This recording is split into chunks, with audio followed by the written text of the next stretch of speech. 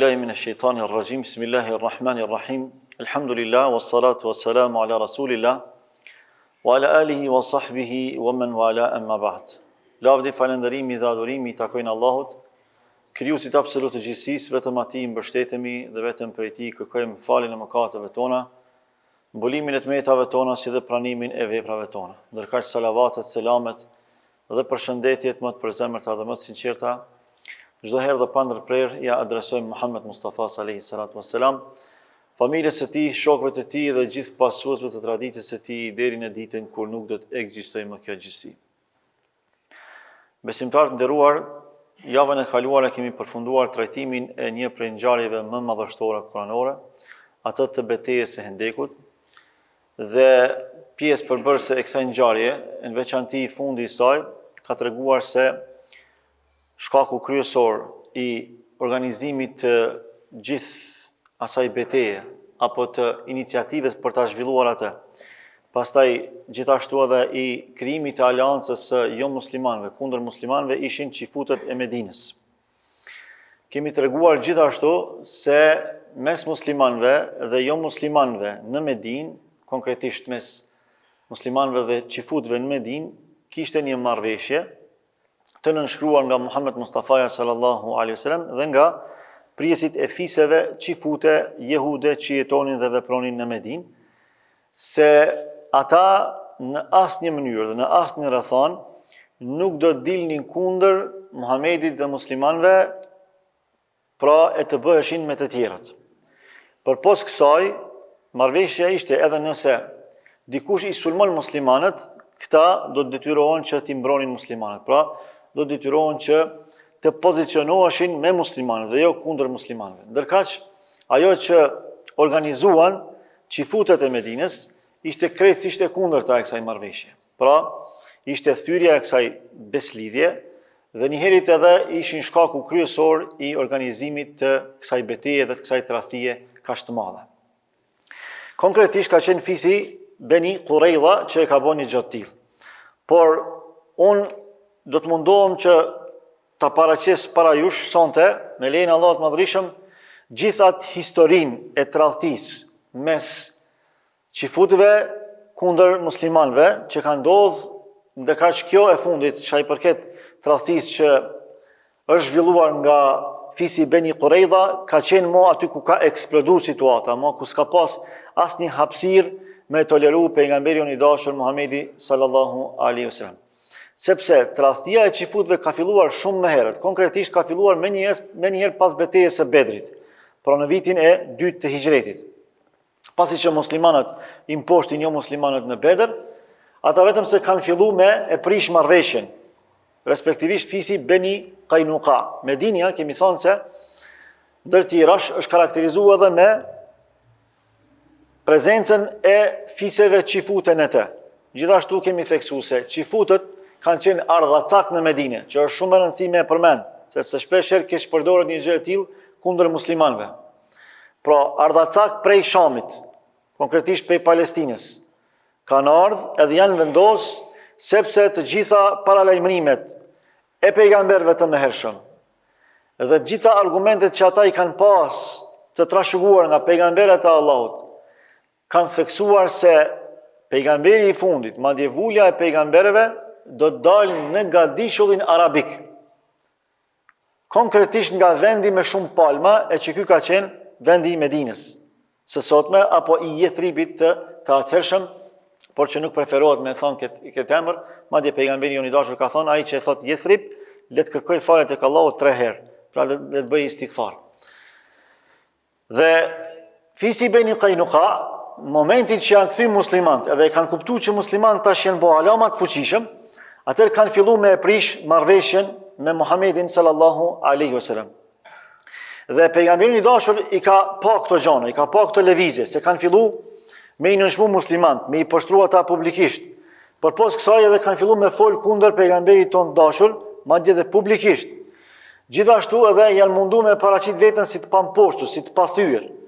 Edhe në ndejat e tyre, në organizimet e tyre, në konaqet e tyre e kanë shprehë vazhdimisht mënyrë që me dëgju muslimanët se ne jemi të pathyeshëm, ne nuk jemi sikur Kurejshët, sikur mushrikët e Kurejshve, sikur udhëtarët e Mekës, ne jemi të fuqishëm, neve s'ka kush që na thën. Prandaj pejgamberin i dashur i ka tubu, i ka thirr, sa ta kanë pas marrëveshje. Konkretisht i ka thirr në tregun e fisit Benu Qainuqa. Edhe ju ka thonë, na kemi një marrëveshje mes nesh. Ju duhet më u përmbajtë se marrëveshje. Sepse nëse ju nuk i përmbani, atëherë do të ketë konsekuenca shumë të rënda për juve, pra pasoja. Ata kanë vazhdu me të njëjtën mënyrë, pra të prishjes së marrëveshjes kundër Muhammed Mustafas sallallahu alaihi wasallam. E kur kanë dalë më publikisht me thonë edhe me paraqit, me publikue, me shpërfaq urrejtjen e tyre kundër muslimanëve edhe prishjen e marrëveshjes kundër tyre, atëherë Allahu ka zbrit ajet Kuranit në surën El-Maide ku thotë قل للذين كفروا ستغلبون وتحشرون إلى جهنم وبئس المهاد. Thuaju atyre mohuesve, pra pejthtarëve të librit, konkretisht thuaju jehudve, qifutve. Setughlebuna wa tuhsharuna ila jahannam.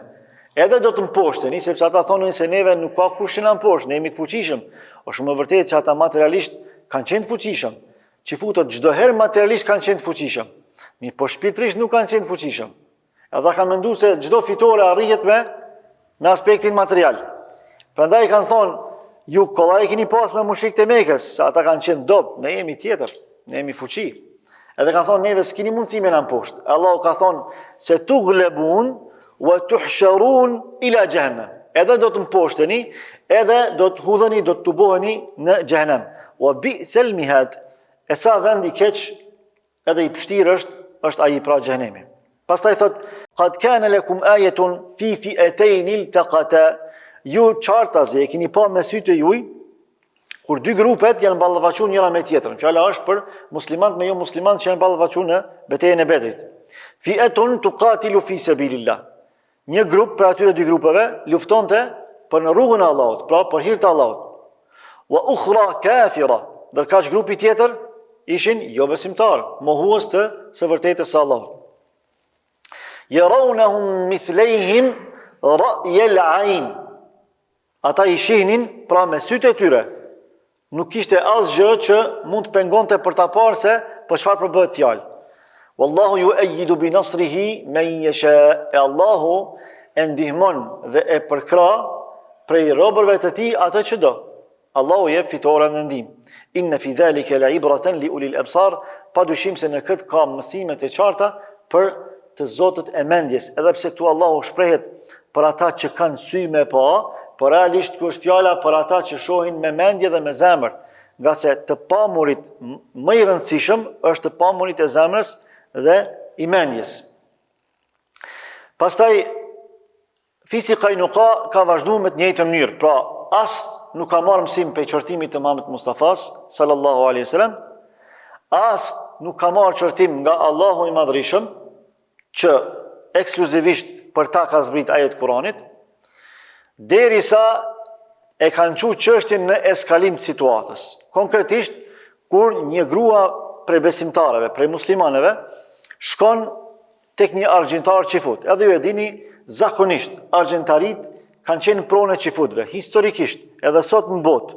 Ata që e kanë tregun e arit dhe të argjendit janë qifutët. Edhe këtu në prizren kur kanë qenë, matë vjetrit e din, pra zejet kryesore në prizren i kanë ushtru qifutët. Në veçanti argjentarin. Sa që shumë prej zejtarëve tonë argjentar e kanë marrë zanatin prej tyre në prizren. Si do që tjetë, kjo nuk është poenta. Edhe kur shkon kjo grua tek kjo argjentar, normalisht për me bë tregtimet e, ai e nënshmon këtë grua.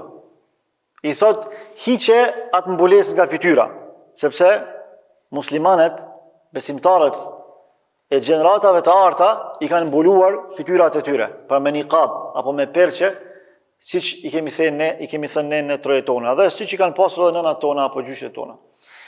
Dhe ajo ka thonë, jo, nuk e heq. Ka fillu me nënçmu, ka fillu me e vënë sikletat, sa që kanë ardhur disa qifut tjerë prapa shpinës saj. Edhe kur kanë pasur se për çka po bëhet fjalë, ja kanë ngrenë njëri prej tyre nga cepi i shamis. Edhe ajo kur ka lëviz, i ka ra shamia, mbulesa, edhe kanë fillu me përqesh. Një për muslimanëve që ka qenë aty, kalimtar rasti, e ka pas situatën edhe për shkak të ndikimit në moral, sepse muslimanët kur i ka prek dikush moral, ata s'kan mujt me qëndru të heshtur. Edhe është ngrit ky djalë, edhe e ka vrarë argjentarin, qifut. Atëherë këta janë çu krejt edhe e kanë vrarë muslimanin. Edhe këtu ka fillu pastaj eskalimi i situatës, saqë kur i shkon lajmi Muhammed Mustafa sallallahu alaihi wasallam, automatikisht i merr ushtarët e vet edhe ju shpall luftë fisit Benu Qainuqa, një prej fisëve më të fuqishme që futen në Medinë, sepse e kanë prish çdo marrëveshje, dhe prishja e marrëveshjeve shtetërore, çfarë do të thotë? Tradhti shtetërore, tradhti shoqërore. Dhe kur bëhet fjalë për tradhti shoqërore, kush është ndëshkimi më meritor? Normalisht që luftimi dhe ekzekutimi. Edhe sot, për shembull, një prej shteteve më të fuqishme të botës, madje më e fuqishme aktualisht, është Amerika. Tradhtin kombëtare e dënon me vdekje. Dhe kështu duhet jetë, sepse çdo ligj hyjnor, çdo herë tradhtin shoqërore e ka ekzekutuar me vdekje. Këta kanë bërë tradhti shoqërore. Edhe pejgamberi i dashur është afruar me ushtarët e vet, saqë transmetimet tregojnë se për 15 net radhazi i kanë rrethu në kështjellat e tyre. Edhe qifutët çdo herë kanë qenë frikacak. Nuk kanë pas guxim me dalë me u ballafaqu me pejgamberin tonë dashur, Muhammedin sallallahu alaihi wasallam, por çdo herë i kanë përdorur taktikat e tyre hileqare. Dhe një prej taktikave të tyre kryesore, në këtë rast ka qenë përdorimi i disa prej aleatëve që i kanë pas ata historikisht në Medinë. E një prej aleatëve kryesor tyre ka qenë Abdullah ibn Ubej ibn Seluli, krye munafiku i munafikëve të muslimanëve në Medinë, madje edhe të muslimanëve historikisht. Ai ka mbetë si krye munafiku më i madh. Një herë ka qenë edhe sahabiu i nderuar Ubadah ibn Samit. Por ky sahabi para se më bë musliman ka pas shumë marrëdhënie me qifutët, pra ka qenë një aleat i vazhdueshëm i tyre. Por me pranimin e Islamit, kur ndodh kjo që ndodh mes qifutëve të Medinës, pra fisit Beni Qainuqa, edhe mes muslimanëve, pa prishit marrëveshja nga ana tyre, atëherë Allahu i Madhërisëm urdhron që këta me prish aleancë me ta. Kur e kupton se çka kanë bërë këta, Ubadah ibn Samit, sahabiu i nderuar, thot, unë distancohem krejtësisht nga aleatët e mi dikurshëm që kanë qenë qifutët e Medinës. Dhe prej tani, unë më aleancë kam vetëm me Allahun dhe me Rasulullahun, sallallahu alaihi wasallam. Ndërkaq, Abdullah ibn Ubej ibn Seluli nuk e bën një gjatë tillë. Ai thot ndryshe. Ai thot, unë nuk mund me prish marrëveshje me aleatët e mi. Unë i kam ata aleat ka hershëm. Edhe thot, e thot një fjalë që dhe Allahu e përmend në Kur'an. Dhe kjo realisht është thënie munafikësh. Prandaj Allahu e ka përmend këtë. Ka thonë, unë kam frikë se mund të më sillet e keqja. Edhe ka kërku prej pejgamberit dashur, sallallahu alaihi wasallam, i ka thonë, mund si shkërkoj prej teje që me i liru këta, edhe vetëm me i debu nga vendi. Pra nëse do në me i ndëshku këta, për shkak të aleancës që kanë me mua, unë kërkoj prej teje që këta vetëm t'i dëbosh. Pejgamberi unë i dashur e ka pranu një propozim të tillë. Pse e ka pranu? E ka pranu se besa ka shumë vlerë tek muslimanët. Dhe në momentin që ky ka thonë, ata kanë besë tek unë, pra kanë kërku besë tek unë, edhe unë duhet m'ja u garantua aty në besën, atër pejgamberi unë i dashur ka pranu, si ka luftu ata, edhe ata kanë hek dorë prej gjykimit tyne të padrejt, edhe kanë thonë, ne po pranojmë pra me ju nënshtru Muhamedit, por pejgamberi i dashur s'ka pranu mu ata me i leju me jetu në Medinë, sepse ata më nuk kanë besë. Ata i kanë prej në besë muslimanët dhe kauza islame nuk lejon me pas më aleancë me tradhtar. Por arsye se idealet fisnike që do duhet të arrishin dhe të realizoheshin, nuk mund të arrihen dhe të realizohen me tradhtar. Prandaj pejgamberi i dashur s'ka pranu me ata me i leju me jetu në Medinë, por ka pranu që ata me i dëbu nga Medina. E Allahu e ka zbrit këtë ajet kuranor.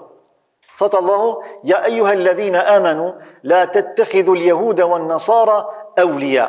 O ju që keni besuar, mos i merrni qifutët edhe të krishterët për miq. Pra, fjala është mos i merrni për të dashur, mos i doni qifutët dhe të krishterët. nuk po thot mos bashkëpunoni me ta, nuk po thot mos i respektoni ata, që ta kemi të qartë, sepse shpesh herë nxirren nga konteksti shumë prej kuptimeve kuranore. Thot mos i doni ata dhe mos i merrni për miq, pra kur mos ju besoni atyre se mund të jenë miq tuaj. Ba'duhum awliya'u ba'd, sepse ata janë miq të njëri tjetrit. Pra kur nuk janë miq të muslimanëve ata. Edhe nëse shtiren si të tillë, edhe nëse paraqiten si të tillë, ata kur nuk ju dojnë juve dhe kur nuk janë miq me ju. E pse nuk e meritojnë këta dashurinë tonë? Për arsye se ata kanë bërë tradhtin më të madh në historitë e njerëzimit. I kanë shpik Allahut ortakri. Si që i futët, po ashtu edhe krishterët. Dhe nuk ka shkelje më të madhe të drejtës së Allahut madhërisëm se sa ti përshkruash Allahut ortak në adhurim. Ta adhurosh dikë krahas Allahut. Me çfarë logjike e meriton një njeri me dasht kur Zoti i përshkruan ortakri? Kur thotë se Zoti ka birë. Sikur që kanë thonë edhe disa çifut, por edhe shumica e krishterëve. Pra nuk e meritojnë një dashuri ata. Vetë Allahu burimi i dashurisë na ka treguar se këta njerëz nuk meritojnë dashuri. Dhe arsyeja është për shkak tyre, për shkak të shirkut dhe për shkak të kufrit që ata e besojnë dhe e promovojnë. Wa man yatawallahu minkum fa innahu minhum. E kushdo që i miqson ata pra me dashuri, me parafërsi shpirtërore, fa innahu minhum, ai është prej tyre. Inna Allah la yahdi al-qawma adh-dhalimin, padyshim se Allahu nuk e udhëzon një popull zullumçar. Pra, po përputhet ajo që thash paraprakisht. Pse Allahu po thot Allahu nuk e udhëzon një popull zullumçar? Sepse nuk ka zullum më të madh se sa me thonë që Zoti ka ortak ose dikush tjetër e meriton adhurimin krahas Allahut.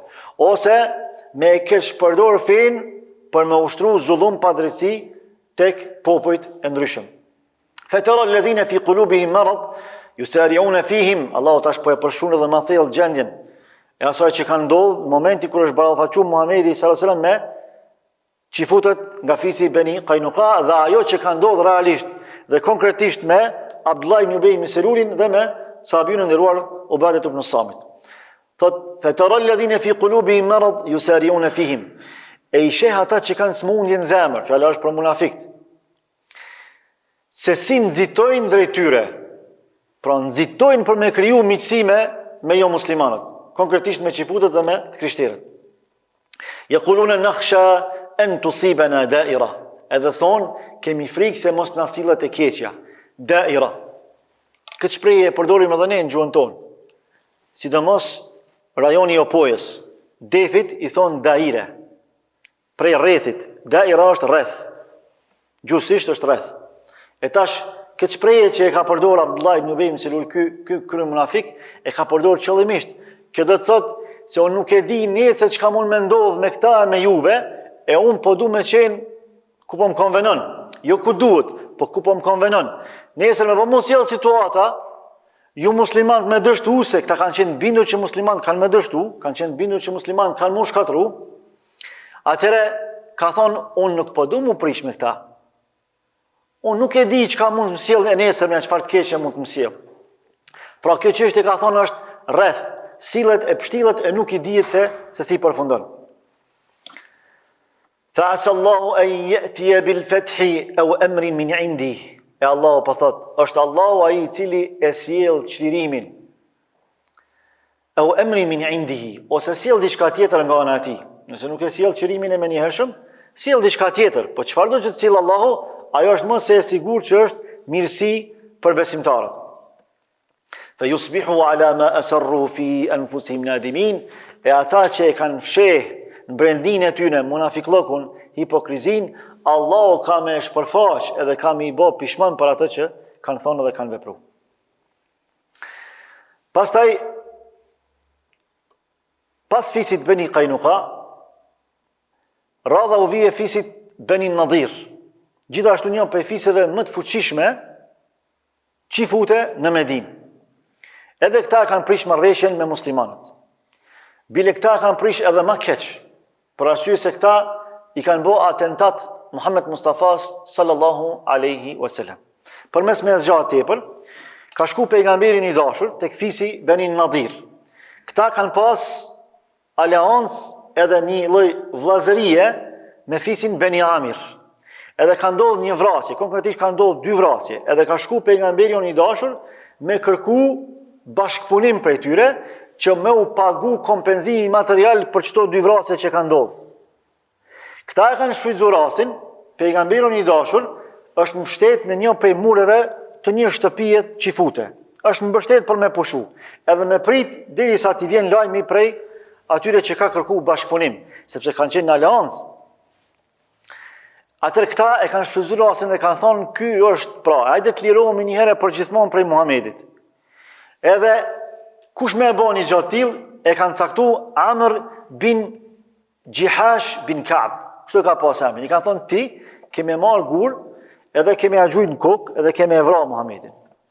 Duke hipaj, madje pasi që hip atje sipër shtëpisë, edhe në momentin që e merr në shenjë pejgamberin ton dashur, i vjen Xhibrili alayhis salam dhe i tregon me shpallje se janë duke dashur me të vrarë.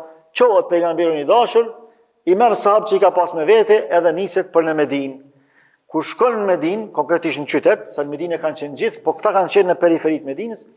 Kur shkon atje, atëre e organizojnë ushtrinë edhe nisen për me u shpall luftë çifutëve të fisit Beni Nadir, sepse kjo ka qenë tradhtia më e madhe që ka mujt me ju bë. Sikur tash për shembull me dal dikush edhe me i bë atentat presidentit apo kryeministit të një shteti. Kjo është tradhtia më e madhe që mundet me bë. Ky ekzekutohet sipas ligjit hyjnor, ky ekzekutohet, sepse ka qenë tentim vrasje me paramendim. Por më e pakta burgoset përjetësisht. Më e pakta. Atëherë ju ka shpall luftë pejgamberin i dashur, edhe transmetimet tregojnë se i ka rrethu ata për 10 ditë, eventualisht 12 ditë apo net, derisa ata janë ndërzu edhe e kanë pa që s'kanë mundësi me u ballafaqu me muslimanët, edhe gjithashtu edhe këta i ka dëbu pejgamberin i dashur, pra nuk i ka leju me jetu në Medinë, edhe janë shpërngul, disa prej tyre kanë shkuar në Khajber, e disa apo shumica prej tyre janë shpërngul në Sham. Ndërkaq, ai i cili i ka pri kësaj shpërnguljeja me leje të pejgamberit ton dashur, ka qenë Ubadet ibn Samit, sepse i ka njoftë më së miri. Dhe kjo realisht ka qenë edhe një prej argumenteve që tregojnë se sa i drejt ka qenë pejgamberi i dashur sallallahu alaihi wasallam, edhe kur i kanë tradhtu, edhe kur e kanë prej në besë pejgamberin e dashur, ai prap ka dashur më sigurua atyre siguri maksimale, pra e ka ngarku Ubadet ibn Samit me i qu dhe i nësham mënyrë që mos më ndodh atyre diçka e me thonë që ju neve na prejtët në besë, pasi që na lirut, pasi që s'na vrat, edhe na thatë që e kemi të liume me u shpërngul ku dëshirojmë na, tash po na qit një njerëz në prit edhe po na vrasin. Ky ka qenë pejgamberi i dashur sallallahu alaihi wasallam. E tash Allahu për komplet këto që kanë ndodhur mes muslimanëve dhe çifutëve ka zbrit sure. Surja Al-Hashr është surja që krye këtu të flet për çifutët, edhe ato që kanë ndodhur me çifutët. Allahu thot në Kur'an: "Huwa alladhi akhraja alladhina kafaru min ahli alkitab." Është Allahu ai i cili i ka dëbu i thart e librit para prej kufarëve. Min diyarihim li awwal al-hashr. Prej vendbanimeve tyre, konkretisht në Medinë, për dëbimin e parë. Pse Allahu e ka përmend këtu shprehjen dëbimi i parë? Çka lëmë në kuptu që kjo dëbimi i parë? Kjo lëmë në kuptu është një prej profecive kuranore. Kjo lëmë në kuptu që pas ka me pas edhe një dëbim tjetër, pas këtij dëbimi që kanë mi dëbu çifut prej tokave muslimane. E kur ka me ndodhur ky dëbim në kohën e Omerit radhiyallahu anhu? Por kjo profeci kuranore pas shumë vitesh realizohet. Dëbimi i parë ka qenë në kohën e Muhammed Mustafas sallallahu alaihi wasallam, konkretisht në vitin e 5 të Hijretit edhe 6 të Hijretit, e dëbimi i dytë masiv dhe përfundimtar ka qenë në kohën e Omerit radhiyallahu anhu. E Allahu po thot: "Ma dhanantum an yakhruju." Juve se o ka marrë mendja që këta kanë me dalë, që kanë me u dëbu prej vendit. Kuj se ka marrë mendja? Mandje dhe vetë çifutëve që ka marrë një ditë që këta kanë me lëshu Medinën, se kanë qenë fuqin Medinë. Wa dhannu annahum mani'atuhum husunuhum min Allah. Edhe kanë menduar që kanë me mbrojt me fortifikatat e tyre, me kështillat që ata i kanë ndërtuar, që kanë qenë shumë të forta për atë kohë. Kanë menduar që fortifikatat e tyre kanë me mbrojt prej ndëshkimit të Allahut. Fa atahum Allahu min haythu lam yahtasibu. Por Allahu atyre u ka ardhur prej ka se kanë prit, prej ka se u ka marrë mendja. Pra e ka zbrit Allahu ndëshkimin për ta, prej nga nuk e kanë prit. Çfarë ndëshkimi? Pra i ka urdhëruar muslimanët, konkretisht Muhammed Mustafa sallallahu alaihi wasallam, që me i rrethu ata edhe me i dëbu nga vendi. Wa qadhafa fi qulubihim ar-ru'b. Edhe u ka mbjell në zemrat e tyre frikën. Historikisht nuk nje historia e njerëzimit ma frikacak se sa që futët. Prandaj janë njerëzit që mës ashpri sulmojnë. Shikoni tash çka po ndodh në Palestinë. Vetëm kështu shka të bë. Krejt që kanë për municioneve i gjujnë kundër tjerve, e në veçanti kundër muslimanve. Qaq tutën, edhe kjo është realisht për bekimeve që ne i kemi të trashëguar nga Muhammed Mustafa sallallahu alaihi wasallam, sepse jemi pasues të njeriu që Zoti ja ka dhënë një prej 5 veçorive. Cila ka qenë kjo? Ka thonë pejgamberi i dashur: "Wa nusirtu bir-ru'bi bayna yaday masirati shahr." Prej meje kanë më friksu, pra prej drejtësisë sime, jo prej agresivitetit tim apo pa drejtësisë sime, prej drejtësisë sime, një muaj përpara kanë më friksuar misht. Edhe sa herë që e kanë dëgju që po vjen Muhamedi, janë dridh. Pse? E kanë di çfarë krime kanë bë. Edhe këta e din çfarë krime zhvillojnë në botë sot, në glob, prandaj në momentin që ballafaqohen me muslimanë ata dridhen. Shikoni, pse i sulmojnë edhe fëmijët? Se tutën e kanë në palc. Tutën e kanë në palc, sidomos kundër muslimanëve. Edhe arsyetojnë me atë se këta po rritën e po bëhen terrorista. Paramenaje, ju kanë hyrë në shtëpi, i kanë uzurpu, i kanë keshtrajtu, edhe i vrasin me pretendimin se këta e meritojnë një gjë të tillë për arsye se këta s'po na lojnë neve rahat. Realisht këta janë fara e së keqes, sepse këta nuk i kanë lënë kur rahat muslimanët. Çata që ju kanë bë konak këtyre dje. Çata që i kanë ndarë shtëpiat e tyre, që i kanë ndarë muslimanët mes vete, Mekë me Medinë, kur kanë ardhur në Medinë, këta e kanë bë me çifut.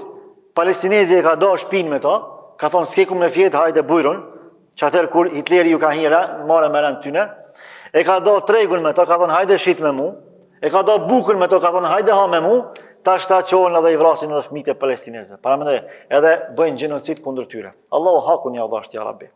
Allahu vazhdon edhe thot: "Yukhribuna buyutahum bi aydihim wa aydi al-mu'minin fa'tabiru ya ulil absar." Jo vetëm që kanë me dal, jo vetëm që kanë me u debu, por edhe shtëpiat e tyre kanë me i prish me durët e tyre, edhe gjithashtu edhe muslimanët kanë me u prish shtëpiat e tyre.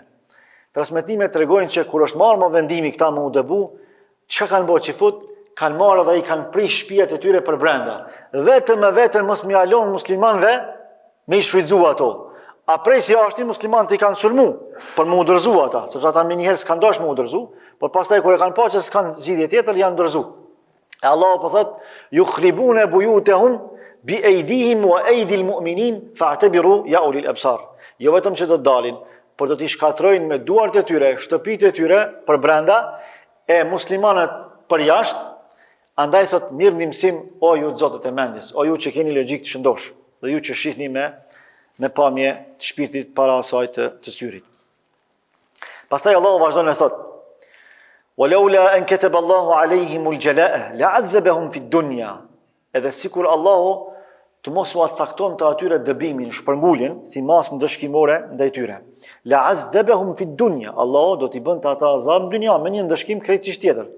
Walahum fil akhirati adhabun nar. Në ditën e gjykimit në ahiret, ata do të ndëshkohen me zjarr. Dhalika bi annahum shaqu Allah wa rasulahu. Shikoni drejtsinë e Allahut. Allahu sa herë që tregon për atë se si ka me i ndëshku meritorët për ndëshkim, e tregon edhe arsyeën pse ka me i ndëshku. Mos milon dikuj hapësirë me thonë: "Po pse Zoti? Po Zoti a nuk duhet këtë me mëshirë mi kaplua? Po Zoti a nuk duhet këtë paqe mi u sigurua?" Po Zoti është i drejti absolut, prandaj është Zot. E çush ka mundësi i drejti absolut me trajtu edhe vrasësin edhe viktimën njëjtë? Si ka mundësi i drejti absolut me trajtu edhe të sinqertin dhe gënjeshtarin njëjtë? Si ka mundësi i drejti absolut me trajtu edhe diturin edhe ignorantin njëjtë? Ja s'mundet me ndodhë një gjatë tillë. A ndodhë mesin tonë? S'ndodhë. Pse? Ekziston një lloj drejtësie relative njerëzore, e cila duhet detyrimisht me u zhvillu. Prandaj, edhe pse është një lloj drejtësie relative, krejtësisht e kufizuar, sepse është njerëzore, prap na mundohemi me kërku drejtësi dhe nuk i trajtojmë gjithë njëjtë. Edhe evlat që i kemi evlat nuk i trajtojmë njëjtë. Pse? Ai që më i devotshëm, ai meriton respektin më të mirë, edhe dashninë më të madhe. Ai që është i ditur për evlatëve tonë, e meriton respektin më të madh, për dallim për atij që ka dituri më të paktë. Ai që është më i sinqert, për atij që është më pak i sinqert, ai meriton trajtimin më të veçantë. E si është fjala me burimin e drejtësisë me Allahun e Madhërisëm? Si mund të paramendu që Zoti mi trajtu krejt njëjtë? Jo, s'kan mund trajtu krejt njëjtë. Kanë mund trajtu krejt sipas asaj që e meritojnë. Prandaj Allahu po tregon arsyeën pse kanë ndëshku këta me zjarr në atë dynja dhe pse i kanë ndëshku në këtë dynja konkretisht këta çifut me dëbimin e tyre nga Medina. Thot dhalika bi annahum shaqqu Allah wa rasulahu. Kjo për shkak se ata e kanë kundërshtu Allahun dhe të dërguarin e tij. Kundërshtimi i Allahut dhe i dërguarit e tij është padrejtësi që meriton ndëshkim. Është padrejtësia më e madhe që mund bëhet. Prandaj Allahu vazhdon e thot: "Wa man yushaqi Allah fa inna Allaha shadidul iqab." E kushdo që e kundërshton Allahun, padyshim se Allahu është ndëshkim fort. Sepse prej cilësive hyjnore të Zotit është që me ia dhon ndëshkimin meritor atij që ka bë shkelje të madhe. Pastaj një prej veprimeve që e kanë ndërmarrë muslimanët kur e kanë rrethu fisin Beni Nadir, me urdhër të Allahut Madhërisëm, i kanë djeg disa trunguj palmash. Për dy arsye kryesore. E para i kanë djeg për me i friksu qifutët. Edhe pse në esencë nuk lejohet, pra dhe fetarisht dhe në Islam, në esencë nuk lejohet keq përdorimi i pemëve, i bimëve, vetëm në raste të jashtëzakonshme, atë kur rrezikohet jeta e njerëzit, sakrifikohet jeta e kafshëve, e bimëve apo edhe e gjësendeve. Me qenë se ata nuk kanë dash me lshupe, edhe Rasulullah sallallahu alaihi wasallam nuk ka dash me i vra. Atër ka dash me i friksu, një që ata me u dërzu, ka dhënë urdhër për mu djeg palmat që kanë qenë një lloj rrethoje e kështillave të tyre në fisin Beni Nadir. Atër Allah thot: "Ma qata'tum min linatin aw taraktumuha." Ju nuk keni hek, nuk keni prek, nuk keni shrënjos, nuk keni djeg prej palmave dhe as nuk keni lënë disa prej tyre, se krejt nuk i kanë djeg, qaimatan ala usuliha illa fa bi idhnillah, vetëm se me lejen e Allahut.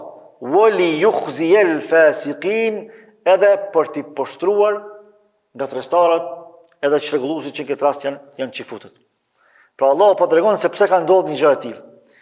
Gjithashtu, kjo ka ndodhur edhe për arsye se, si thonë dietarët, përpos që ka ndodhur edhe me i friksu ata, si mas friksuese ndaj tyre, ka qenë edhe një mësim për ta se çfarëdo që ju të ndërtoni për gjërave materiale, nuk kanë as pak vlerë nëse nuk i ndërtoni gjërat esenciale shpirtërore. Çka kanë ju bë tash juve dobi këto kështilla edhe këto palma ju që i keni mbjell këtu? Cila është dobia? As pak si ju bëjnë dobi. Kush ju mbron tash juve këtu? A kështillat e juja, a kjo që ju keni kriju për rrethojave tuaja, apo ju mbron besimin në Allahun e Madhërisëm? Por jashtë që ju besimin në Allahun e keni gabim, e keni të devijuar, prandaj keni përfunduar kësaj. Pastaj Allahu vazhdon e thot: "Wa ma afa Allah ala rasulihi minhum fama awjaftum alayhi min khairin wala rikab." Krejt ajo që ju keni marrë prej plaçkës së luftës që e kanë përvetësu nga pasuritë e qifutëve në Medinë. Thotë e keni nga Allahu, sa që s'keni pas nevojë as me hip kuajve e as me hip deveve. Nuk është zhvilluar as pak luftë sepse s'ka pas nevojë, janë ndërzuar qifutët. E Allah po tregon se kjo është mirësia e Allahut. Walakin Allah yusallitu rusulahu ala man yasha. Por Allahu i Madhërisëm i jep fuqi, autoritet edhe ndikim pe pejgamberëve të tij, pe të dërguarve të tij, këdo apo kujt do. Wallahu ala kulli shay'in qadir, dhe padyshim se Allahu është i plot fuqishëm për çdo gjë. Tash po e shtillon Allahu, po e shpjegon edhe më thellë. Ma afa Allahu ala rasulihi min ahli alqura, gjithë ato që ju keni përvetësu prej pronës që keni përfituar prej qifutëve, atëherë Allahu thot: "Falillahi walirrasuli walidhil qurba", ajo i takon Allahut, të dërguarit të Allahut, walidhil qurba, familjarëve të Rasulullahut, wal yatama wal masakin, jetimave edhe miskinave, وابن السبيل edhe udhëtarve, kej la yakuna dulatan bayna al-aghniya'i minkum, në mënyrë që mos të përfitojnë vetëm të pasurit mes jush. Tani, çështja e ganimetit dhe plaçkës luftës dallon kur fitohet me rezistencë, me luftë, prej kur fitohet me mos rezistencë. Në këtë rast, kjo plaçkë është fituar me mos rezistencë. Prandaj Allahu e ka ndarë pak më ndryshe prej ndarjeve tjera. Pra, në luftrat ku kanë marrë pjesë gjithë, të pasur e të varfër, në luftrat ku është zhvilluar rezistencë, e kanë ndarë baraz për krejt. Ndërkësh në luftrat ku nuk është zhvilluar rezistencë, ju ka dhënë përparësi Allahu atyre që janë më të nevojshëm. Që në këtë rast i ka përmend Allahu fillimisht, ka thonë lillahi wa lirrasul, i takon Allahut dhe Rasulullahut, pra kauzës së Allahut, fesë Allahut dhe fesë Rasulullahut, nuk bëhet fjalë që për profetime personale pejgamberin i dashur i ka marrë ato plaçka. Pastaj ka thonë të afërme të tij, sepse të afërmit kanë pas nevojë shumë për mbështetje, sepse bëhet fjalë për fillimin e Islamit, në veçanti fillimin e hijretit, që sapo janë shpërnguar muslimanët dhe kanë bërë hijret. Pastaj thotë walidhil qurba wal yatama wal masakin, edhe jetimave, edhe miskinave apo fukarave, wabni sabil, edhe udhëtarve, kej la yakuna dulatan bayna al-aghniya, në mënyrë që mos më u përfshi apo mos më marr pjesë vetëm të pasurit, sepse të pasurit kanë me çka me jetu. Atëherë këtu po e mbyll dersin e kësaj jave. Lutim Allahun e Madhërisëm me të qenë i kënaqur me neve për gjitha ato që i themi dhe i veprojmë, sikurse kërkojmë nga madhëria e tij që të na jep sinqeritet në fjalët dhe veprat tona, e gjithashtu edhe përputhmëri të fjalëve dhe të veprave tona, të ndërtuara mbi një sinqeritet sa më të çiltër, sa më të kulluar. Nëse keni ndonjë pyetje, urdhroni.